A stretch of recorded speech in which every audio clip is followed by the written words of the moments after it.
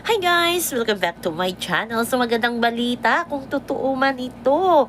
Kasi yung nagbalita ay may mga prueba daw na pictures, marriage contract.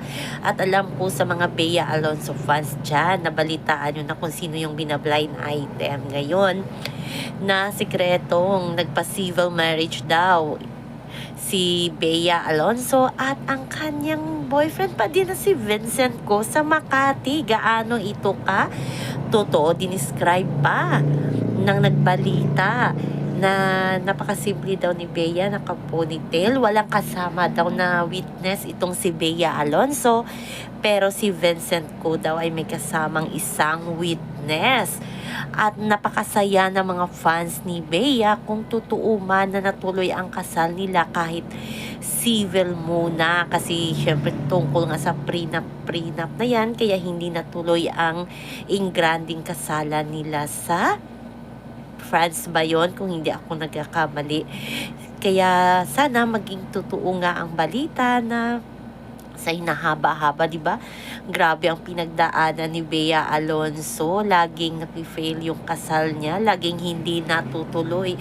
So, kung totoo man ito, napatunayan ni na Bea at ni Vincent Ko na nagmamahalan talaga sila. Hindi sagabal ang prenup agreement. Talagang ipinaglaban siguro na ni Vincent Ko si Bea Alonso sa kanyang pamilya. At ngayon hindi na maipaghiwalay ang dalawa kung totoo nga na nagpakasal sila sa Makati. Walang pamilya daw si Bea na kasama. Gaano ito ka? Kahit ako masaya sa aking nabasang balita, kasi parang sure na sure yung nag-blind item, kasi nga pero pinangalanan nila, halata naman kung sino yung tinutukoy niya, na may prueba daw siya na may photos pa. Ang ganda-ganda daw ni Miss Bea Alonso. Napakasimple daw sa kanyang kasal. So sino kayang mayor ng Makati? Sino kayang nag-splook? Mayor ba ng Makati? Hindi siguro. Basta alamin na lang natin yan, at may lalabas din yan ng mga photos.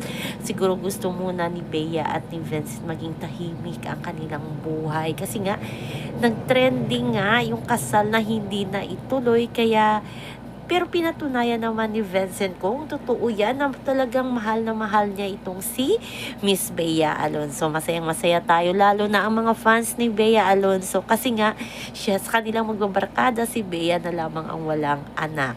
So lang po guys ang ating update sa ngayon. Hanggang sa muli, bye-bye. Always remember, wag po tayong magpaka-stress. Please like, share, and subscribe my channel para ma-update kayo sa mga bagong upload.